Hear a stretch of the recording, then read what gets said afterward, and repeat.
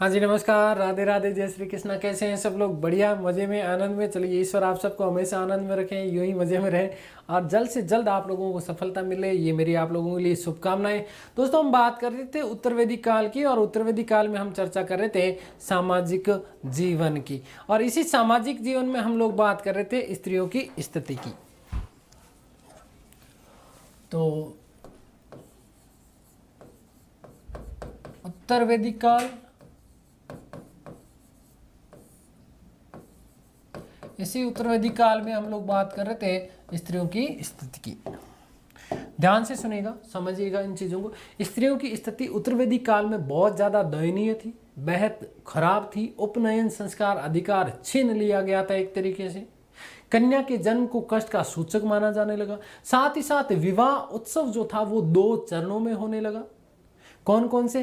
पहली बात हमने करी थी पाणी ग्रहण की, दूसरी हमने बात की थी सप्तपदी की। पाणी ग्रहण का मतलब क्या था कि जब वर वधु एक दूसरे के दाहिने हाथ को थाम करके एक दूसरे के दाहिने हाथ को थाम करके जीवन भर उनमें सहमति रहेगी, उसमें सामंजस्य से स्थापित रहेगा, इस प्रकार की सारी जब शपथ लेते थे, ये पाणी ग्रहण संस्कार कहलाता था। दूसरा, यदि हम बात करते हैं सप्तपदी की, तो सप्तपदी का मतलब यह था कि वर वधु एक दूसरे के साथ में अग्नि के फेरे लेते हुए, अग्नि को साक्ष्य मान करके, ये तो आपके भाई साहब है ना, आपके भाई साहब बड़े देखो खुश हैं, ठीक है, और ये बहन जी, ठीक है, ये आगे बात समझ में, एक दूसरे का हाथ थाम करके इसके चारों तरफ क्या लेते थे? फेरे लेते हुए जो है 7 कदम। कितने? 7 कदम। अब वर्तमान में स्थितियां कैसे बदली देखो।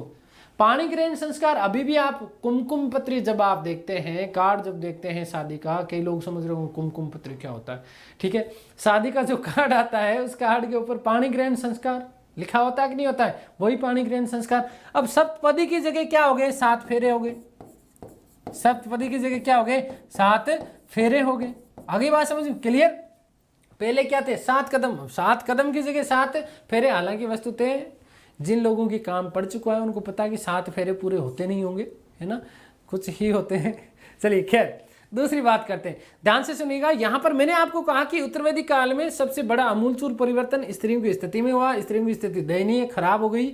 और यहां दोस्तों ध्यान से सुनिएगा, यदि आधुनिक वर्तमान कन्या भ्रूण हत्या की बात करें, आधुनिक वर्तमान कन्या भ्रूण हत्या की यदि हम लोग चर्चा करें, तो एक तरीके से वैदिक काल की देन मानी जा सकती है। क्यों? क्योंकि उत्तर वैदिक काल में स्त्रियों को जो है कष्ट का सूचक माना जाने लगा था।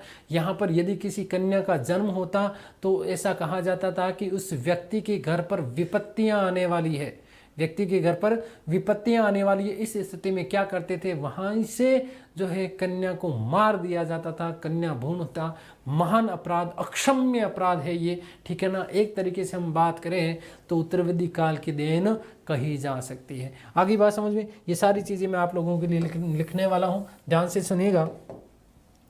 हम बात कर रहे हैं यहां पर स्त्रियों की स्थिति की।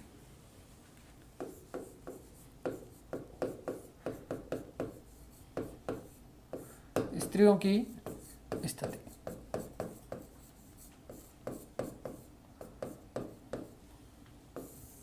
तो स्त्रियों की स्थिति क्या थी? दयनीय थी, दयनीय थी। कन्या के जन्म को कष्ट का सूचक माना जाने लगा, कष्ट का सूचक माना जाने लगा।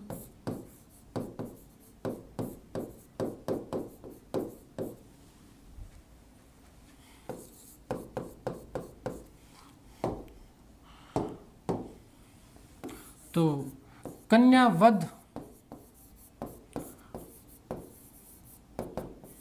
को बढ़ावा मिला।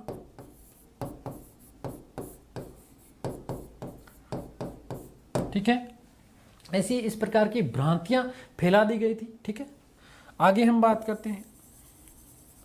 तो विवाह उत्सव 2 चरणों में दो चरण कौन कौन से, ध्यान से सुनिएगा दोस्तों। पहला पाणी ग्रहण संस्कार, पाणी ग्रहण संस्कार।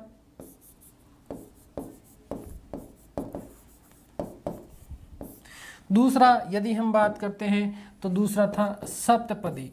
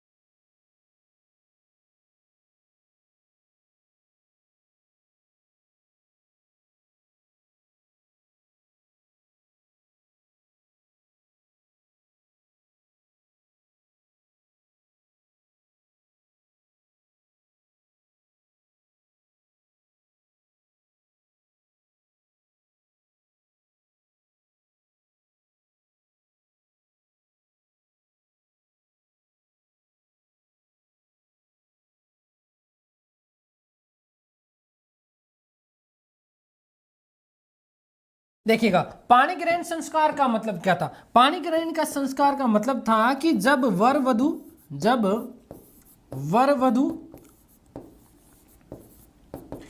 एक दूसरे के दाहिने हाथ को थाम कर जीवन भर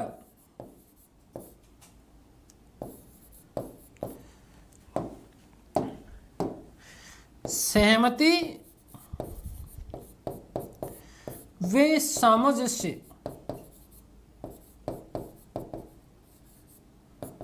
की शपथ लेते थे।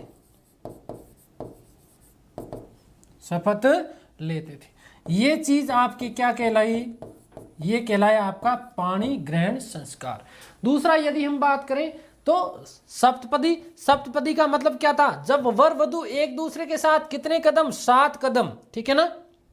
आपने एक वो बड़ी मजेदार वाली मूवी थी पीके, है ना, 4 कदम, कितने, 4 कदम तू चल दे साथ मेरे, आपने सुना होगा, 4 कदम नहीं चलना है, 7 कदम चलना है। कितने, जब वर वधु एक दूसरे के साथ कितने कदम, 7 कदम चल लेते थे तो ऐसा सोचते थे कि साहब ये क्या हो गया है, इनके बीच में विवाह पूर्ण रूपेण संपन्न हो गया है। अब कई लोग सोच रहे होंगे गुरुजी पता नहीं कितने कदम निकाल दिए, है ना। खैर, तो ध्यान से सुनिएगा कि वर वधु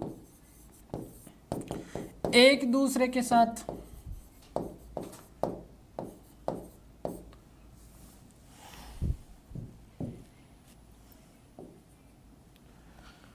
एक दूसरे के साथ 7 कदम चल करके शपथ लेते, 7 कदम चलकर शपथ लेते थे। अब शपथ है ना, मतलब कसम,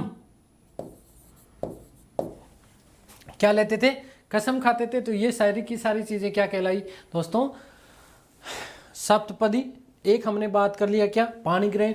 यदि वर्तमान आधुनिक समय की हम बात करते हैं तो दोनों के दोनों एक साथ होते हैं, दोनों के दोनों। अब दोनों का क्या कर दिया है, मिक्सअप कर दिया। पाणी ग्रहण संस्कार भी होता है, क्या चीज, पाणी ग्रहण संस्कार भी होता है और सप्तपदी संस्कार भी होता है। सप्तपदी की जगह 7 फेरे हो गए और पाणी ग्रहण अभी भी चलता ही। अब हम बात कर रहे हैं दोस्तों, बहुत महत्वपूर्ण, ध्यान से सुनिएगा, कि धर्मशास्त्रों के अनुसार कुल कितने प्रकार के विवाह बताए गए हैं। बड़ा महत्वपूर्ण प्रश्न है। शिक्षक भर्ती परीक्षा के लिए सबसे महत्वपूर्ण प्रश्न बनता है, कई बार यहां से प्रश्न पूछ लिया गया है। चाहे हम बात करें शिक्षक भर्ती परीक्षा 2016 के पेपर की, चाहे हम बात करें 15 के पेपर की, चाहे हम बात करेंगे फर्स्ट ग्रेड की, तो यहां से बड़ा महत्वपूर्ण प्रश्न आप लोगों से पूछा जाता है। सीधा सीधा प्रश्न तो ये आता है, जैसे हम बात करें रीट भर्ती परीक्षा 2016 की, तो उसमें प्रश्न सीधा सीधा पूछा गया कि धर्म ग्रंथ और स्मृति ग्रंथों के अनुसार कुल कितने प्रकार के विवाह बताए गए हैं। तो दोस्तों ध्यान से सुनिएगा कि धर्म ग्रंथों के अनुसार या स्मृति ग्रंथों के अनुसार कुल 8 प्रकार के विवाह बताए गए हैं।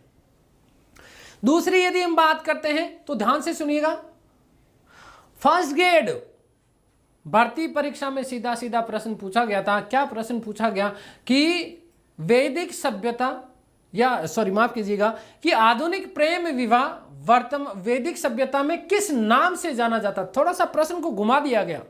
तो दोस्तों ध्यान से सुनिएगा कि आधुनिक प्रेम विवाह वैदिक काल में गंधर्व विवाह के नाम से जाना जाता था। किस नाम से? गंधर्व विवाह, जिसे वर्तमान में हम क्या बोलते हैं? प्रेम विवाह। दो लोग आपस में जो प्रेम करते हैं, एक दूसरे को पसंद करते हैं, वो विवाह कर लेते हैं, तो ये चीज क्या? गंधर्व विवाह कहलाती थी वैदिक काल में। और आजकल हम बोलते हैं लव मैरिज, चले तो 4 दिन और ना चले तो भाई साहब सुबह से शाम तक। ठीक है, दे बछीड़ इधर से इधर, तू डाकी का। खैर चलिएगा, हम बात कर लेते हैं धर्मशास्त्र में कौन कौन से 8 प्रकार के विवाह। सबसे पहला विवाह जो बताया गया बहुत महत्वपूर्ण है, ध्यान से सुनिएगा। सबसे पहला विवाह प्रजापत्य विवाह। कौन सा? प्रजापत्य विवाह।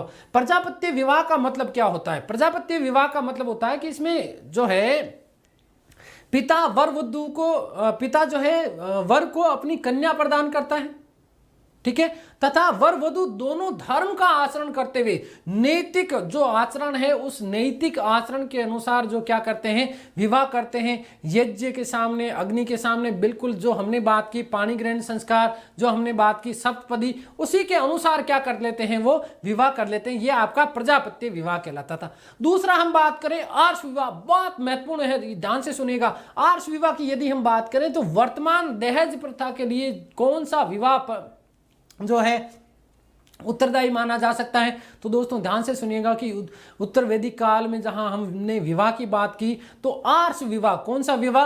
आर्ष विवाह। इसी आर्ष विवाह में क्या होता था कि कन्या के पिता को जो है एक जोड़ी बैल या गाय दहेज के रूप में दी जाती थी सामने वाले पक्ष से। आगे बात समझ में? वर के द्वारा या वर पक्ष की तरफ से कन्या के पिता को, किसके पिता को? कन्या के पिता को एक जोड़ी बैल या गाय किसके रूप में? दहेज के रूप में एक तरीके से खुद देते थे। आगे बात समझ में? और कई जगह इसका उल्टा विवरण भी मिलता है। उल्टा विवरण का मतलब क्या है कि उल्लेख ये भी मिलता है कि कई जगह क्या उल्लेख मिलता है कि साहब कन्या के पिता के द्वारा वर पक्ष को एक जोड़ी गाय या एक जोड़ी बैल दहेज के स्वरूप दिया जाता था। तो वर्तमान आधुनिक दहेज प्रथा की यदि हम बात करते हैं तो सबसे महत्वपूर्ण दोस्तों ध्यान से सुनिएगा किस विवाह की देन है? तो आर्ष विवाह की देन है। हमने 2 बात कर ली, एक तो प्रजापत्य विवाह की, दूसरा हमने बात कर ली है आर्ष विवाह की। किसकी? आर्ष विवाह की। हम बात कर रहे हैं धर्म ग्रंथों के अनुसार कुल कितने विवाह होते हैं? 8। ये सारी चीजें मैं आप लोगों के लिए लिखने वाला हूं, ध्यान से देखिएगा, ध्यान दीजिएगा बोर्ड की तरफ कि धर्म ग्रंथों के अनुसार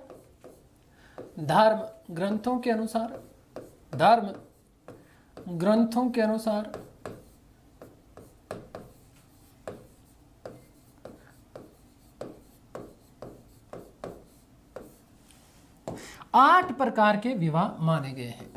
8 प्रकार के विवाह माने गए हैं।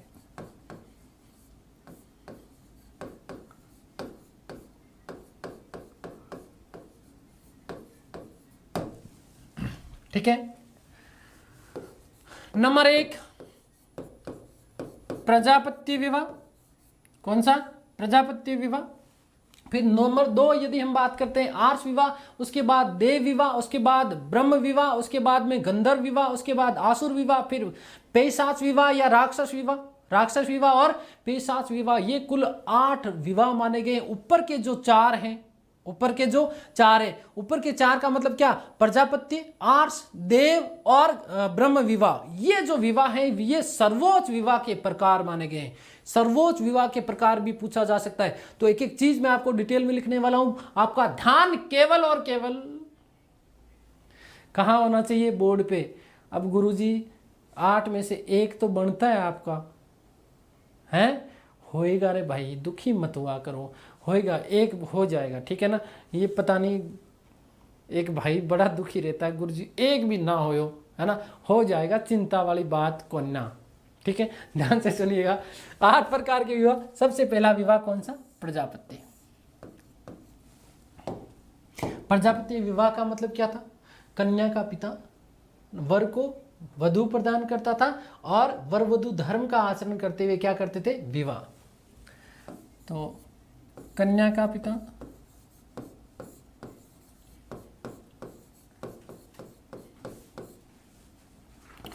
वर को अपनी कन्या प्रदान करता था, अपनी कन्या प्रदान करता था। बकरी तो कौन देगा, कन्या ही देगा भाई, है ना, कन्या प्रदान करता था, ठीक है। वर वधु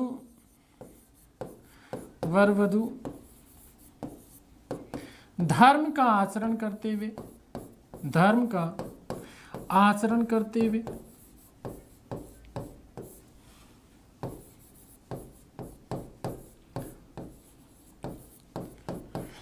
विवाह करते थे। देखिएगा, ध्यान से सुनिएगा, यहां से जो आपके प्रश्न बनते हैं ना, तो वो प्रश्न केवल विवाह के नाम याद रखने हैं, बाकी इसकी डिटेल में मत जाना। ज़्यादा से ज़्यादा आर्ष विवाह का याद रखना। सबसे निम्न कोटि का विवाह कौन सा था उसकी भी हम बात करेंगे, पैशाच विवाह, ठीक है। तो ये ध्यान से सुनिएगा कि आपसे डेफिनेशन नहीं पूछी जाएगी। यदि आप मेंस की तैयारी करते हैं तो हो सकता है कि 20 शब्दों में 50 शब्दों वाले इस तरीके के प्रश्न आप लोगों के लिए बन सकते हैं, ठीक है। यहाँ पर केवल आपको दिमाग याद रखना है, ठीक है। विवाह के नाम के प्रकार कौन कौन से हैं, सबसे निकृष्ट या अधम श्रेणी का विवाह कौन सा माना जाता है, 4 प्रमुख विवाह कौन से थे, वर्तमान में सबसे ज्यादा प्रचलित विवाह कौन सा है, तो ब्रह्म विवाह। कौन सा, ब्रह्म विवाह। नंबर 2, ये आपके लिए महत्वपूर्ण है, आर्ष विवाह। आर्ष विवाह आपके लिए तो हाँ सब सारे ही महत्वपूर्ण है, बस होना चाहिए। चलिएगा, आर्ष विवाह का मतलब क्या था, ध्यान से सुनिएगा कि वर्तमान की दहेज प्रथा, ये पहली बात, वर्तमान दहेज प्रथा, वर्तमान दहेज प्रथा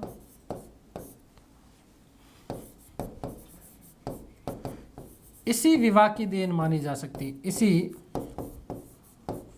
विवाह की देन मानी जा सकती है।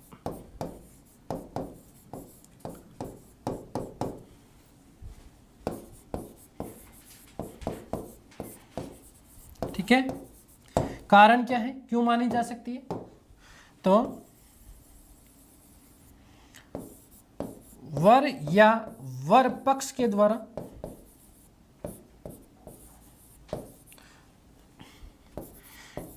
कन्या के पिता को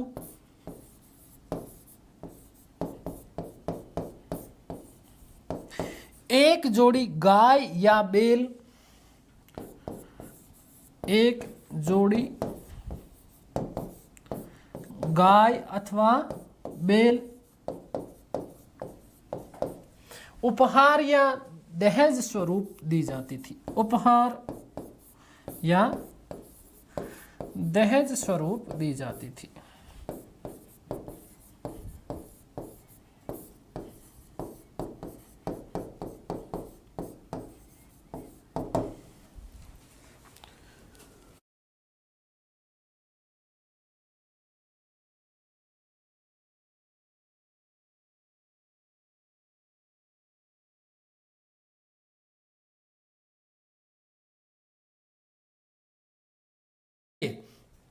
तो पहला विवाह हमने बात की, कौन सा, प्रजापत्य विवाह।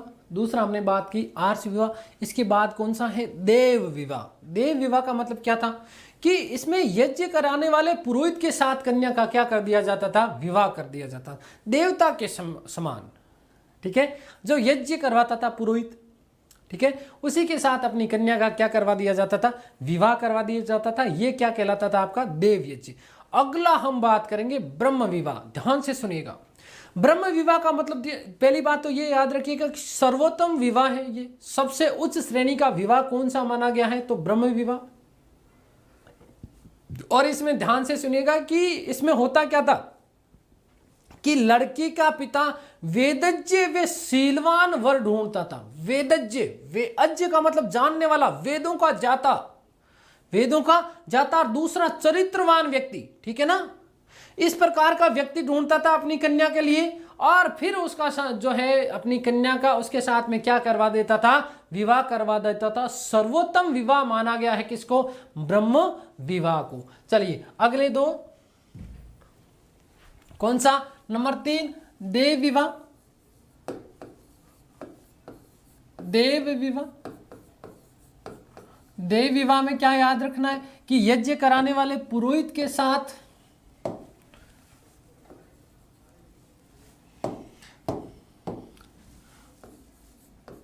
यज्ञ कराने वाले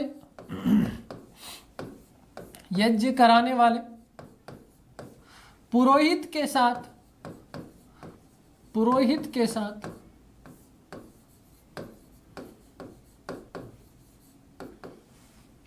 कन्या का विवाह करवा दिया जाता था,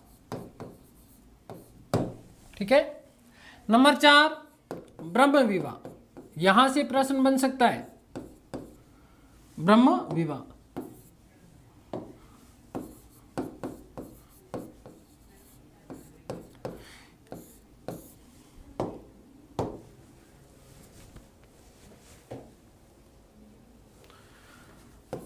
सर्वोत्तम विवाह है, सर्वोत्तम वे सबसे उच्च श्रेणी का विवाह,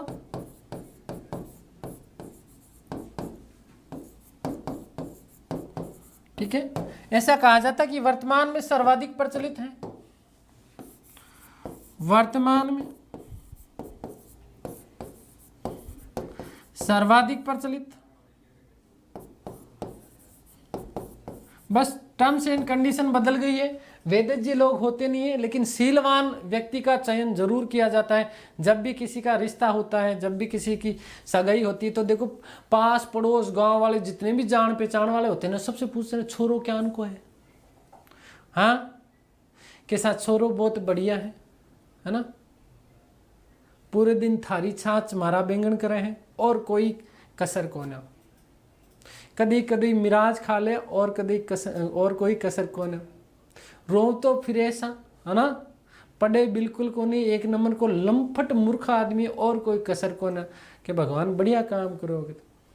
तो सारी की सारी बात पता कर लेते हैं ना, कैसा है, शीलवान है कि नहीं, चरित्रवान है कि नहीं। अब वेदज्ञ की जगह आजकल क्या पढ़ा लिखा चाहिए, आजकल क्या है, पढ़ा लिखा चाहिए, यस और नो। और फिर क्या नौकरी चाहिए, तो जब तक नौकरी नहीं तब तक छोकरी नहीं। आगे बात समझ में क्लियर। तो सर्वोत्तम वे सबसे उच्च श्रेणी का विवाह माना जाता है, वर्तमान में सर्वाधिक प्रचलित माना जाता है।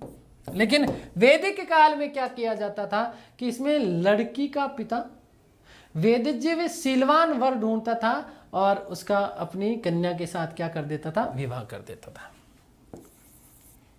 कन्या का पिता अपनी पुत्री हेतु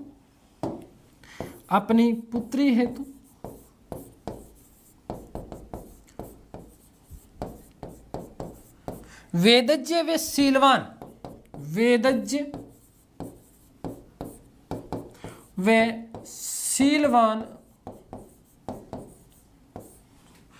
वर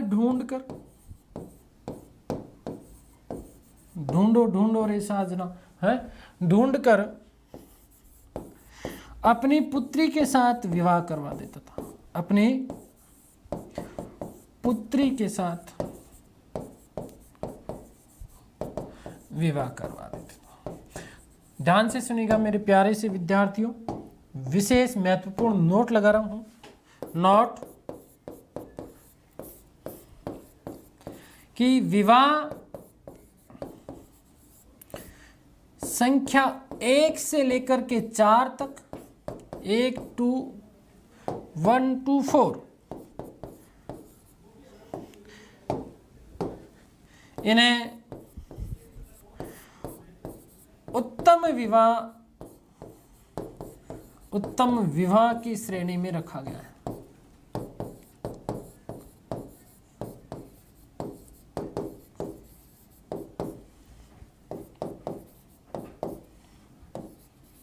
ठीक है। सबसे बढ़िया किस्म के जो विवाह माने गए वो कौन कौन से आपके, प्रजापत्य विवाह हो गया, आर्ष विवाह हो गया, ब्रह्म विवाह हो गया, देव विवाह हो गया। आगे बात समझ में, आगे बात करते हैं नंबर 5 की। तो नंबर 5 ध्यान से सुनिएगा, नंबर 5, और नंबर 5 कौन सा, गंधर्व विवाह। कौन सा, गंधर्व विवाह। क्या था गंधर्व विवाह? तो ध्यान से सुनिएगा, गंधर्व विवाह का मतलब क्या है कि वर्तमान का प्रेम विवाह, लड़का लड़की राजी क्या करेगा काजी, ठीक है, छोरो छोरी ने पसंद, भूंडियो भूंडी ने देख ली, है ना, और एक दूसरे से विवाह कर लिया, बाद में बचड़े, है ना, खाने के लाले पड़े। अब तू भी के बटको भरेली कि बाबी के बटको भरेली, समझ में कौन है ना।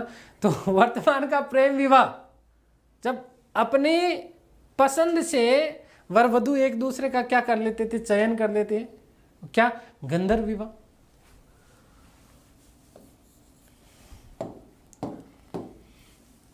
अपनी ही पसंद से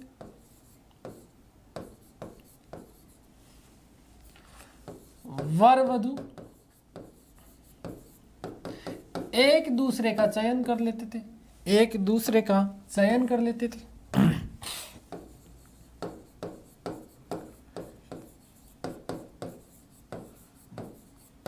ठीक है।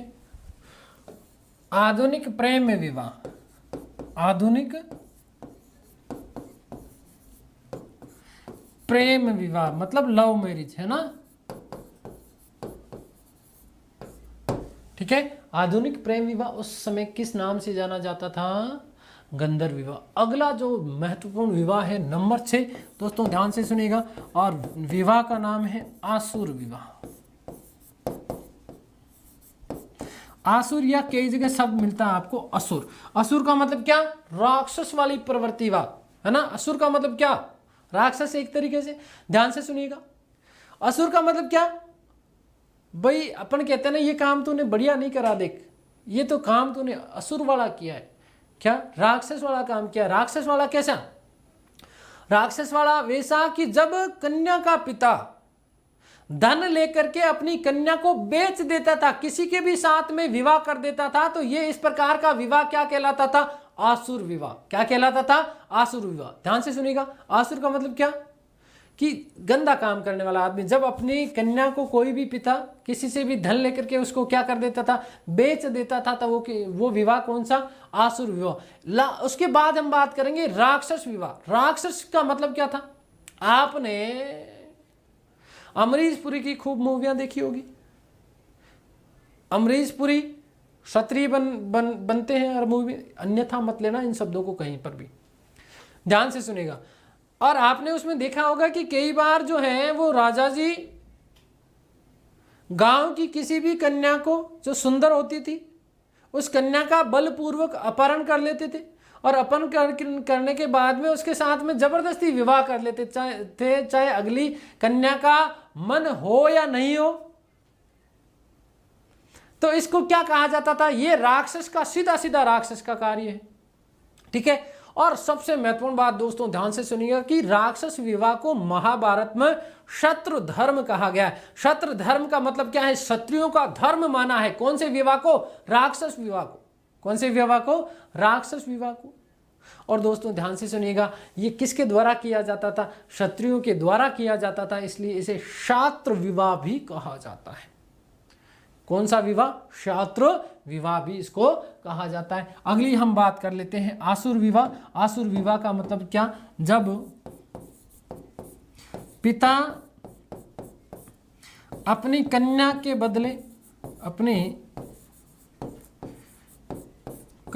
बदले धन लेकर उसका विवाह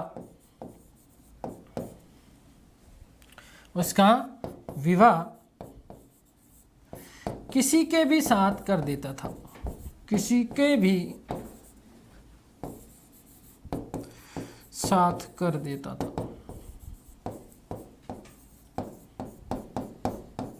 तो इस प्रकार का विवाह क्या कहलाता था? आसुर विवाह। नंबर 7, राक्षस विवाह। राक्षस विवाह। राक्षस विवाह का मतलब क्या है?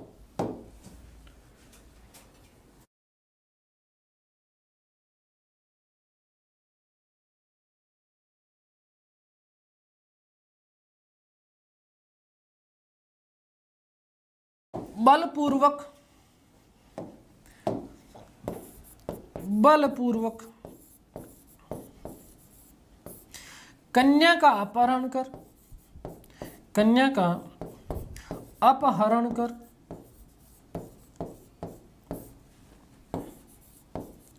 उससे विवाह करना। ठीक है, पहली बात। दूसरी चीज कि महाभारत में से क्या चीज? महाभारत में से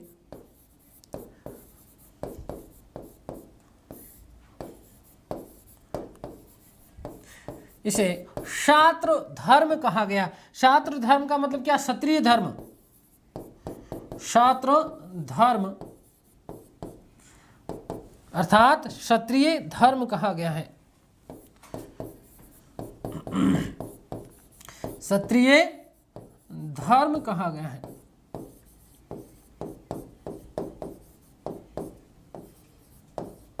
ठीक है, और इसलिए इसको क्षात्र विवाह भी कहा जाता है। इसे क्षात्र विवाह भी कहा जाता है। बड़ा महत्वपूर्ण प्रश्न बन सकता है यहां से, ध्यान से सुन लीजिएगा कि महाभारत में क्षत्रिय धर्म कौन से विवाह को कहा गया है? तो राक्षस विवाह को। किसको? राक्षस विवाह को। उसके बाद लास्ट अपन बात कर लेते हैं नंबर 8। नंबर 8 जिसे हम बात करते हैं पैशाच विवाह। क्या चीज? पैशाच। पैशाच का मतलब क्या? भूत। अरे भाई, भूत क्या होता है? शरीर पे जबरदस्ती तो चिपक जाता है ना, यस और नो। तो सबसे निकृष्ट और सबसे अधम विवाह माना गया है किसको?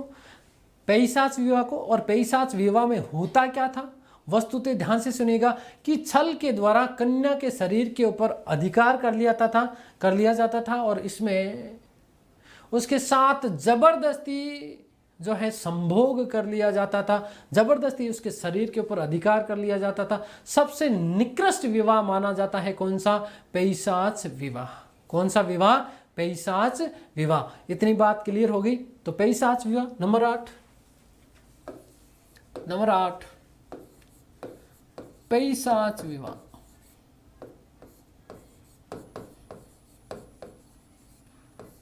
ठीक है, कन्या के शरीर पर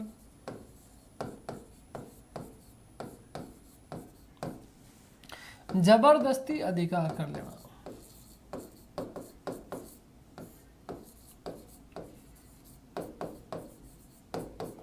क्या कहलाता था? पैशाच विवाह। दूसरी चीज क्या? कि इसे सबसे निम्न, इसे सबसे नीच, सबसे निकृष्ट बोल सकते हैं हम लोग। क्या बोल देंगे? निकृष्ट। निकृष्ट व अधम विवाह माना गया है।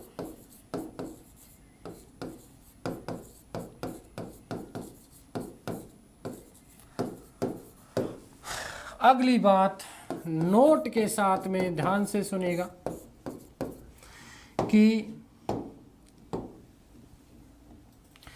विवाह संख्या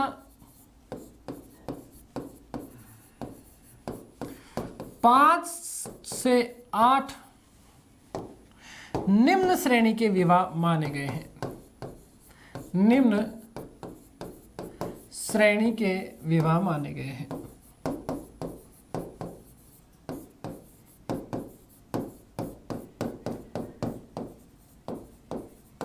ठीक है दोस्तों, आगे बात समझ में क्लियर। हमने 8 प्रकार के विवाहों की यहां पर क्या कर ली है, चर्चा।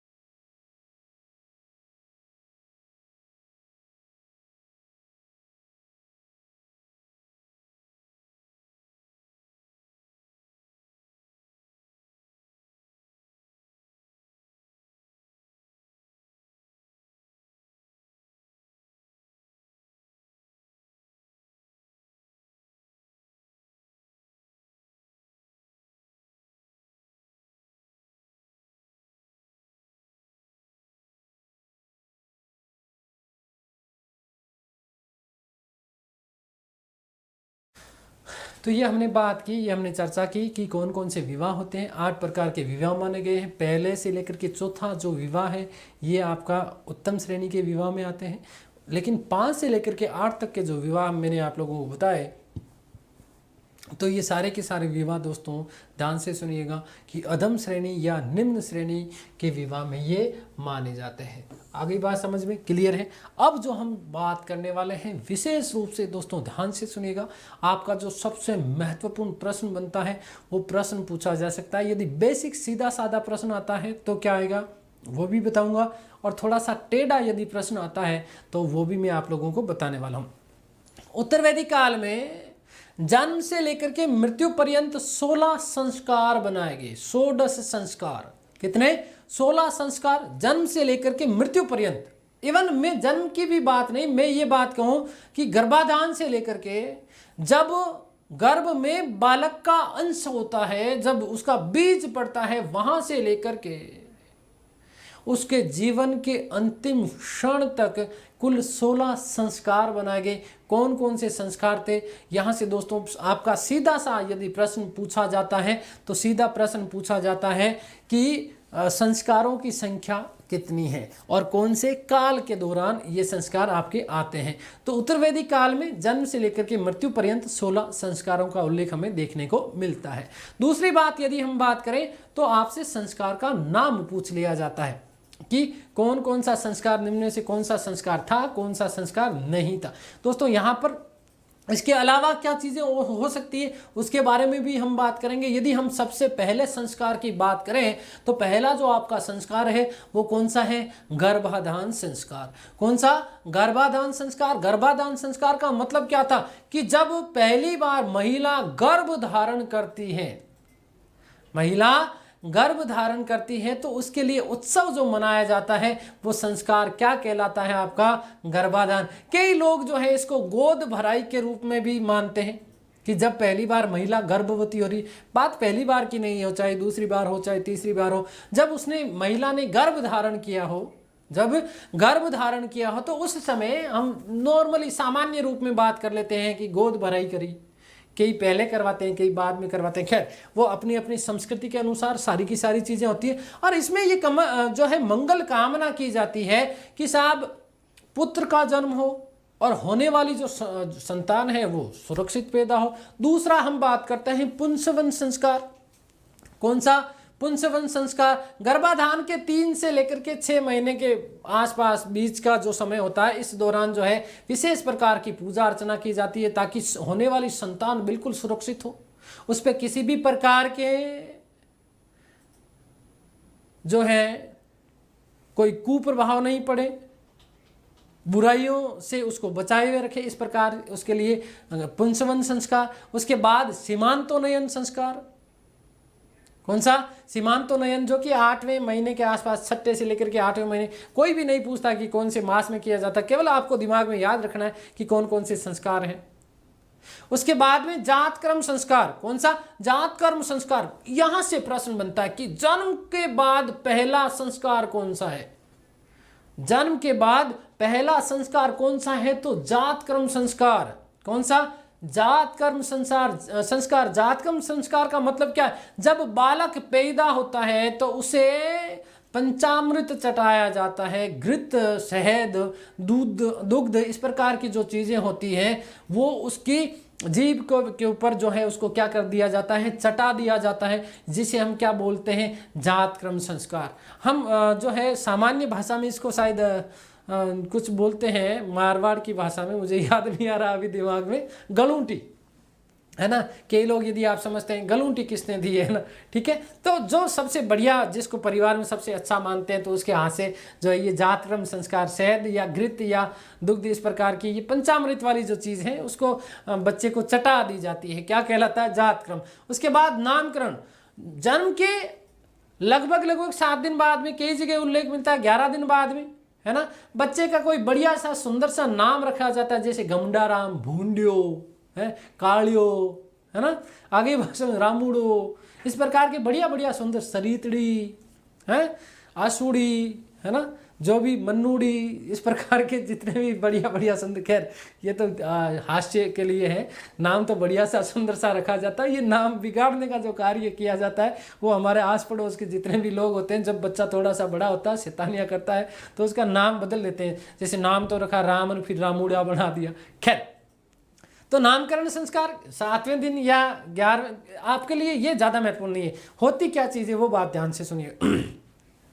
उसके बाद हम बात करते हैं निष्क्रमण का। निष्क्रमण का मतलब ये है कि पहली बार जब गर्भवती महिला जिसने बच्चे को जन्म दिया है और बालक, इन दोनों को सूर्य का जो है दर्शन करवाया जाता है, सूर्य का दर्शन करवाया जाता है। हम जलवा पूजन, कुआं पूजन बोलते हैं। क्या बोलते हैं? कुआं पूजन। कुएं के ऊपर जाकर के पूजा करती है। उसके बाद में अन्नप्राशन। उसके बाद में क्या? अन्नप्राशन। जब थोड़ा सा बच्चा बड़ा हो जाता है, ठीक है, थोड़ा बड़ा हो जाता है, तो पहली बार उसको कुछ बढ़िया सी चीज़ बना करके, जैसे मीठे के हलवा, कुछ दलिया वलिया, इस तरीके की चीज़ें चलती थी।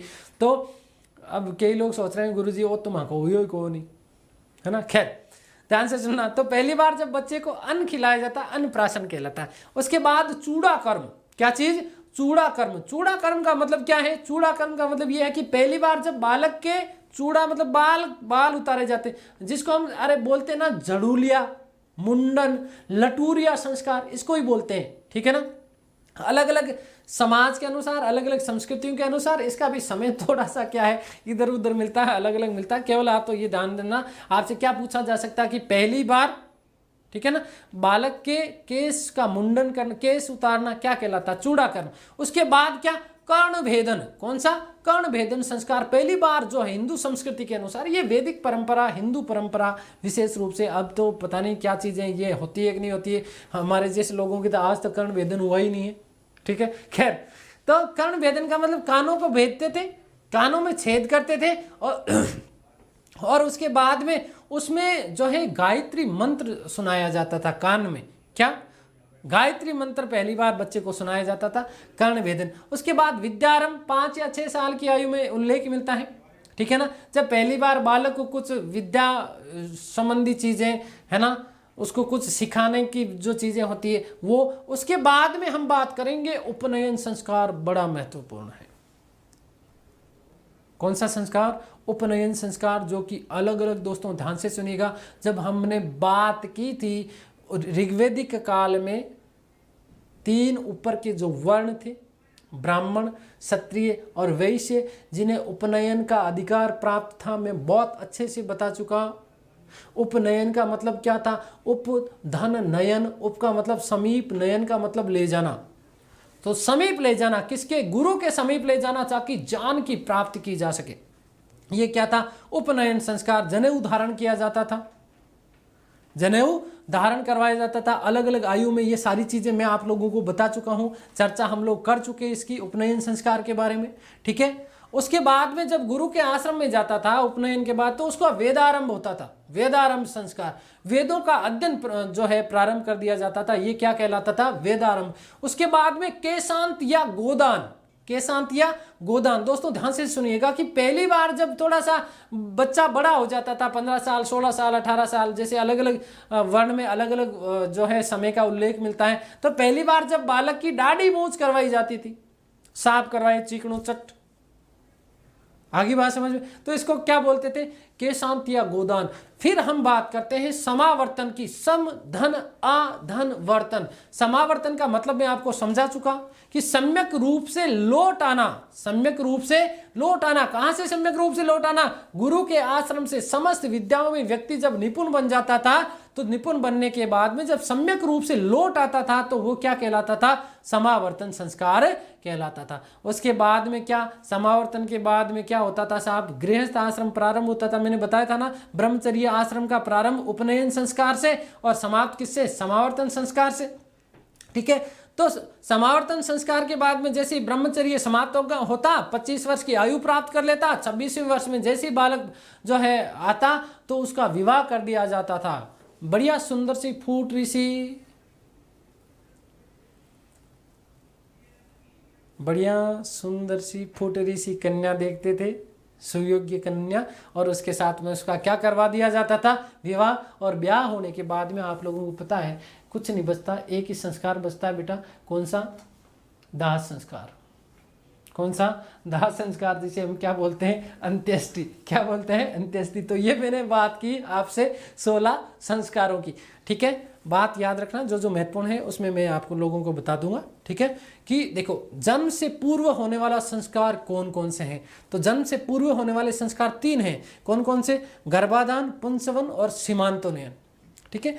जन्म के बाद पहला संस्कार कौन सा है? जात क्रम, ठीक है। तो यहां से इस तरीके के भी प्रश्न बन सकते हैं कि जन्म के बाद कुल कितने संस्कार होते हैं? तो जन्म के बाद, जन्म से लेकर के मृत्यु पर्यंत कुल कितने हैं? जन्म से तो 3 हटा दो, 16 में से कितने रह गए? 13 रह गए।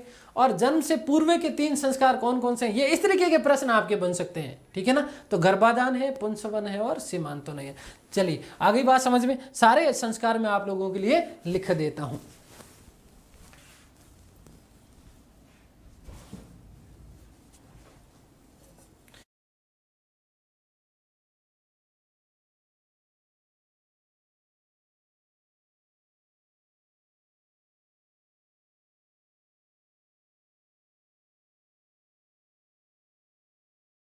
जन्म से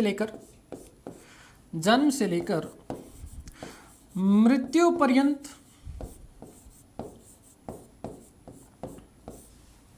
16 संस्कार बनाए गए,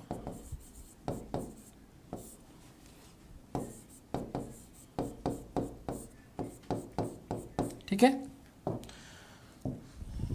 जैसे कैसे, जैसे कौन से संस्कार? केवल नाम लिख रहा हूं। नंबर 1 गर्भाधान संस्कार, गर्भाधान संस्कार, ठीक है। नंबर 2 पुंसवन नंबर 3 सीमांतोन्नयन,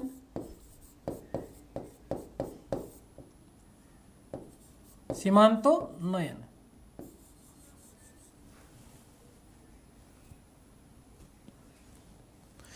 ध्यान से सुनिएगा कि ये बालक के जन्म से पूर्व होने वाले संस्कार हैं। बालक के जन्म से पूर्व होने वाले संस्कार हैं, होने वाले संस्कार है। ठीक है, आगे बात समझ। जन्म से पूर्व जो जो संस्कार होते हैं कौन कौन से? सीधा सीधा प्रश्न बनता है तो गर्भाधान है, पुंसवन है और क्या है, सीमांतोन्नयन है। ये 3 संस्कार, या सीधा अब देखो संख्या भी पूछ लेंगे कि जन्म से पहले कितने संस्कार पूर्ण किए जाते हैं, तो 3 संस्कार, गर्भाधान, पुंसवन और सीमांतोन्नयन। चलिए नंबर 4 जो संस्कार है वो आपका कौन सा है? जात कर्म।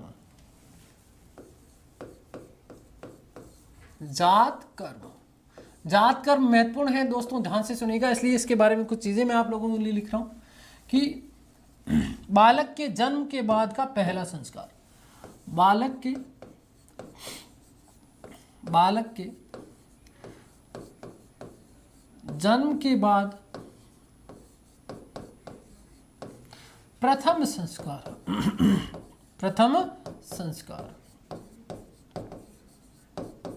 ठीक है, क्या किया जाता है इसमें कि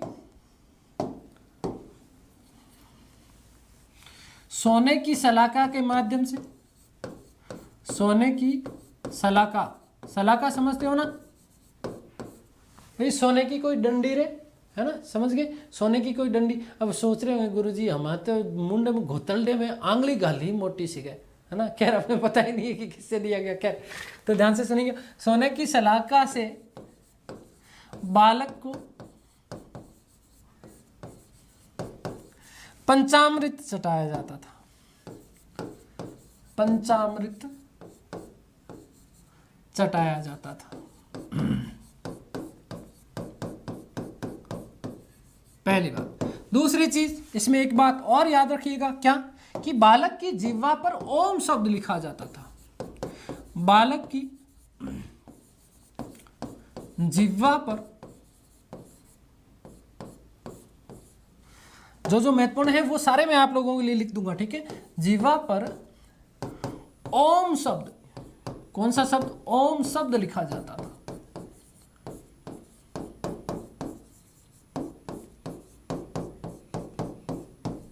ठीक है, तो जन्म के बाद पहला जो संस्कार आपका कौन सा है? जात क्रम। उसके बाद नामकरण, नंबर 5। कौन सा संस्कार? नामकरण संस्कार। ठीक है, नामकरण मुझे नहीं लगता आपको बताने की जरूरत है भाई। बालक का सीधा सीधा क्या नाम रख दिया जाता था जन्म के 7वें 11वें दिन। अपनी अपनी जो जो परंपरा रही उन परंपराओं के अनुसार जो है बालक का क्या कर दिया जाता था? नाम रख दिया जाता था 7वें या 11वें दिन।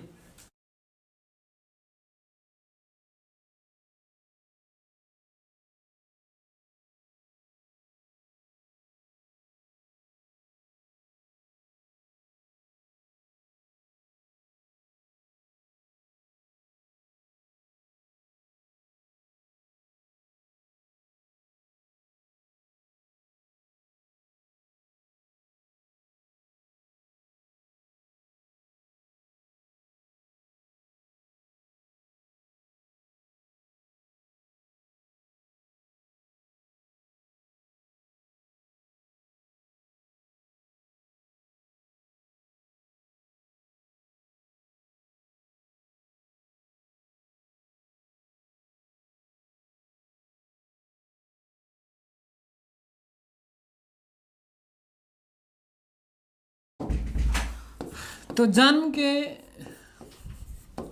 7वें या 11वें दिन, ये मुझे लगता नहीं है लिखने की जरूरत है, वैसे 11वें दिन बालक का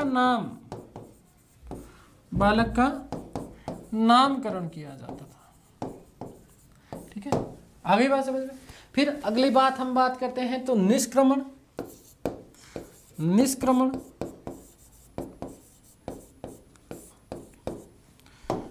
बालक को पहली बार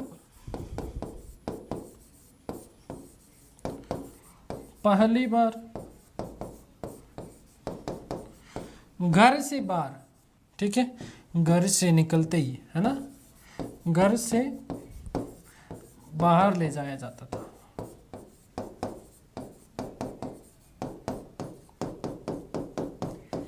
सामान्य भाषा में जलवा पूजन या कुआं पूजन हम लोग बोलते हैं इसको शायद, ठीक है, कुआं पूजन। नंबर 7 अन्नप्राशन। अन्नप्राशन पहली बार जब बालक को क्या है, देखो ध्यान से सुनना, अन्नप्राशन का मतलब क्या है, पहली बार जब बालक को क्या है किसी न किसी प्रकार का मिष्ठान या भोजन जब करवाया जाता था, कुछ खिला दिया जाता था, क्या कहलाता था, अन्नप्राशन। ठीक है,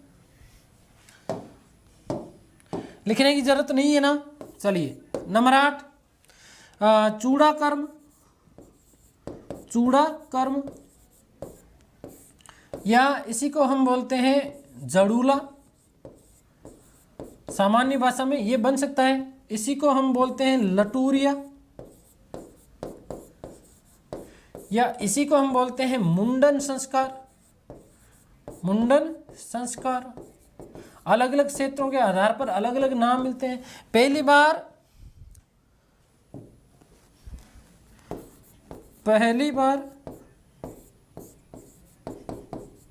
बाल काटना, बाल काटना क्या कहलाता है, लटूरिया, जड़ूला, मुंडन संस्कार।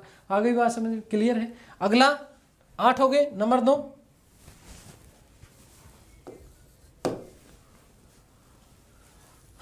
कर्ण भेदन। कर्ण भेदन, ठीक है, कानों में छेद करके, कान छेद कर उसमें पहली बार गायत्री मंत्र बोला जाता था। कौन सा मंत्र, यहां से प्रश्न बन सकता है कि गायत्री मंत्र कौन से में, तो कर्ण भेदन में गायत्री मंत्र सुनाया जाता था।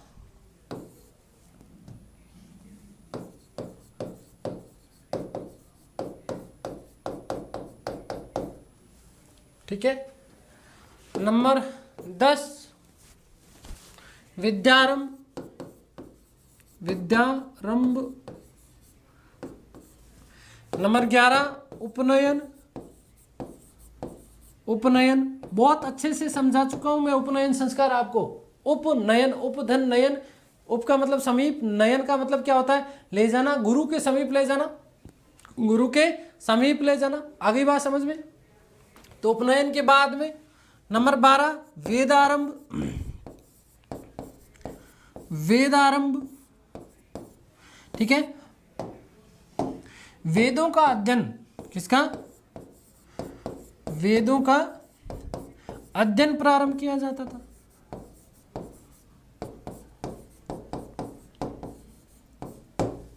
ठीक है।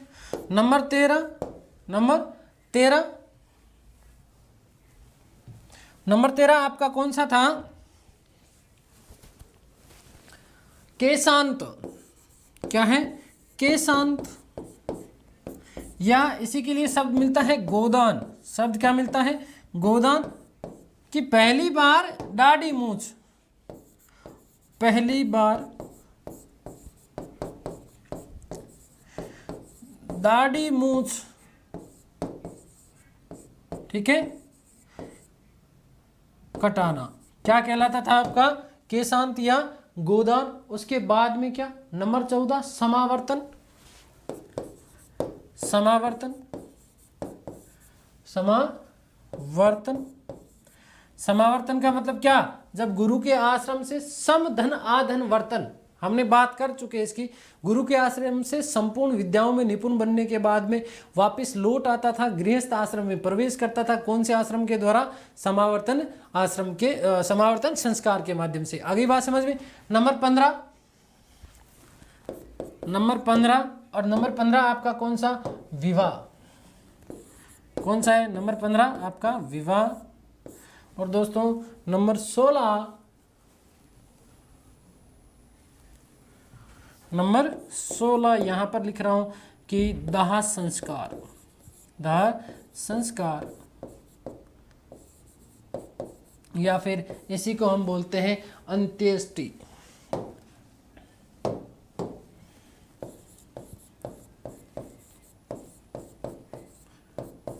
इसी को हम क्या बोल देते हैं? अंत्येष्टि।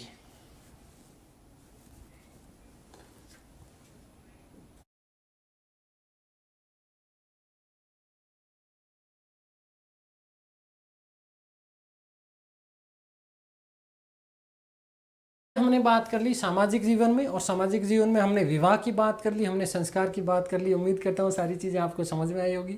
ईश्वर से प्रार्थना करता हूँ कि आप यूं ही स्वस्थ रहें, आह्लादित रहें, प्रसन्नचित रहें, आपको जल्द से जल्द सफलता मिले, और इस सृष्टि की समस्त खुशियाँ आपके परिवार को मिले। आप हमेशा खुश रहें, ये मेरी शुभकामनाएँ हैं। धन्यवाद, नमस्कार, फिर मिलते हैं।